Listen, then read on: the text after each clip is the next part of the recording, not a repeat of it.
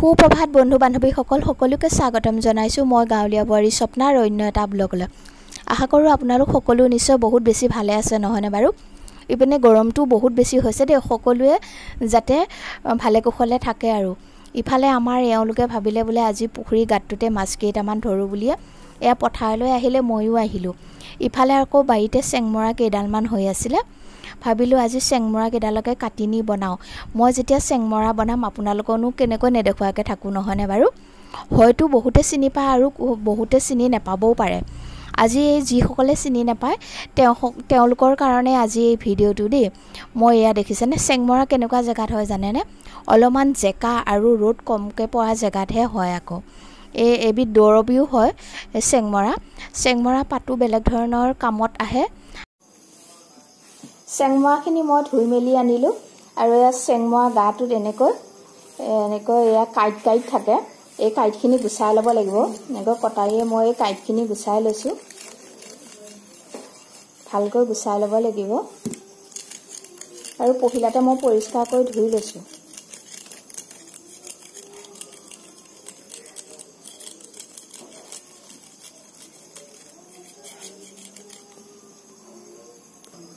এই চেংমৰাজোপাত বহুত ঔষধি গুণ আছে। ইয়াৰ আলুটো কুচিয়াৰ সৈতে যদি আঞ্জা বনাই খায় পুৰণি গহনি বেমাৰো ভাল হয়। ইয়াৰ পাতটো দৰৱৰ কাম কৰে, ঠাৰিডালো বেলেগকৈ দৰৱৰ কাম কৰে আৰু আলুটোও বেলেগকৈ দৰৱৰ কাম কৰে। তিনিওটা অংশই তিনিভাগে কাম কৰে। এতিয়া মই ইয়াৰ পাতকেইটাও পেলাই নিদিওঁ, পাতখিনিও মই সৰু সৰুকৈ এনেকৈ কাটি পেলাম। কুমলীয়া হ'লে ইয়াৰ চুচ নুগুচালেও হয়, এনেকৈ সৰু সৰুকৈ টুকুৰা কৰিলেই হ'ব। যদি বুঢ়া হয় অকণমান চুচটো গুচাব লাগে, যেন একেবাৰে কুমলীয়া। মই আকৌ এবাৰ ধুই ল'ম, সেইকাৰণে ইয়াৰ ওপৰতে মই এই কাঁইটখিনি গুচাই দেখুৱাই দিছোঁ।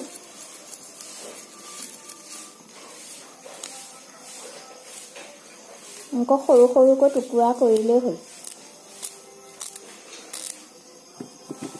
আৰু তাৰ লগত বনাবৰ কাৰণে এয়া মই আলু অলপমান লৈছোঁ, ইফালে পিঁয়াজ অলপমানো লৈছোঁ আৰু নহৰু কেইফুটমান গুচাই লৈছোঁ।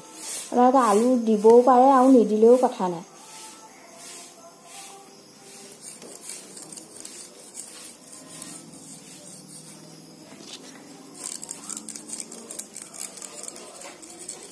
এনেকৈ কাঁইটটো গুচাই ল'লে টুকুৰ টুকুৰ কৰিবলৈ সুবিধা হয়।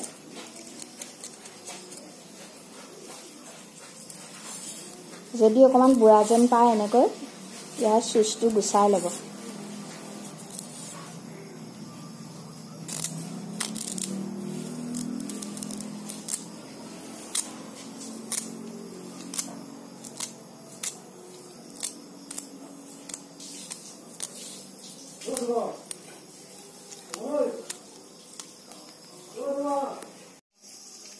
চেংমৰাখিনি মই মাছ দি বনাম, সেয়েহে আগে মই মাছখিনি ভাজি ল'ম। মাছ দিলে বেছি ভাল লাগে আৰু মাছ নিদিয়াকৈও বাৰু খাব পাৰে দেই। মাছ আছিলে যে সেইকাৰণে ভাবিলোঁ মই আজি মাছ দিয়ে বনাম।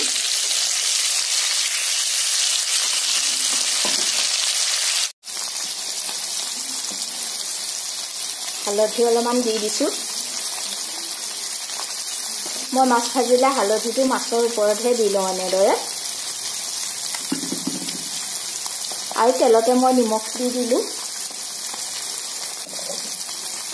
তেলত যদি নিমখ আগে দি লয় তেতিয়া মাছখিনি বৰকৈ নুফুটে, সেইটো কাৰণে মই সদায় মাছ ভাজোঁতে তেলত আগে নিমখখিনি দি লওঁ। আৰু যদি এই টিপছটো নাজানে আপোনালোকেও কৰিবচোন।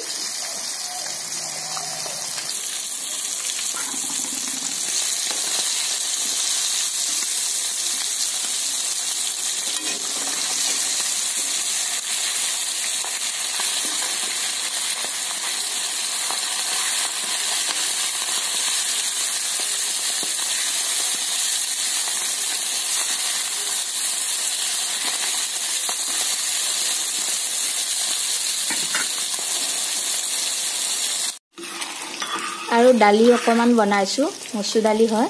গৰমটো যিহেতু বেছি আৰু দাইলত দিবৰ কাৰণে মই ইয়াত খৰিচা লৈছোঁ। টেঙা আঞ্জা অকণ হ'লে ভাল লাগে গৰমত।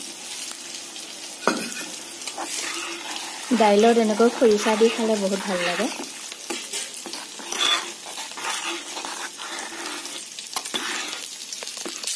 আৰু ইফালে মাছখিনি মোৰ ভাজি হৈ গৈছে। ভাজি লোৱা মাছ অলপমানো মই দাইলতে দি দিছোঁ। আৰু এই মাছৰ মাথাকেইটা মই চেংমৰাত দিম। আৰু এয়া গুচাই লোৱা নহৰুখিনি মই মাছ ভজা কেৰাহীখনতে দি দিছোঁ। আৰু নহৰুখিনি ৰঙচুৱা হৈছে, তাতে মই কাটি লোৱা পিঁয়াজ আৰু আলুখিনি দি দিছোঁ।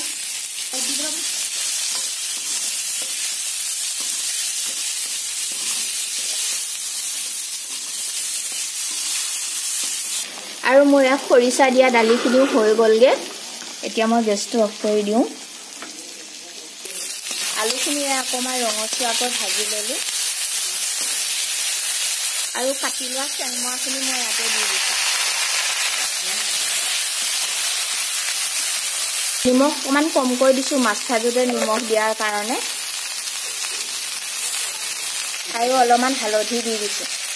এইখিনি জিৰা অকণমান, জালুক অকণমান আৰু মিক্স মছলা অকণমান দি দিছোঁ। মছলা অকণমান দিলে গোন্ধটো ভাল হয়, খাবলৈও ভাল লাগে, আৰু নিদিলেও বাৰু কথা নাই। আৰু অকণমান পানী দি দিছোঁ। আৰু মাছৰ মাথাকেইটা ইয়াতে দি দিছোঁ।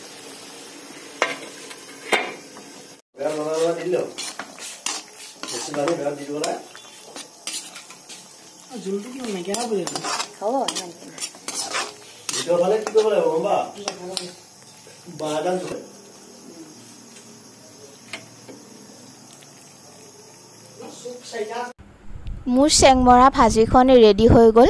এনেধৰণে যদি খোৱা নাই এবাৰ হ'লেও খাই চাবচোন। আৰু আপোনালোকে যে মোক ইমান মৰম দিছে তাৰ বাবে মোৰ বহুত বহুত ধন্যবাদ।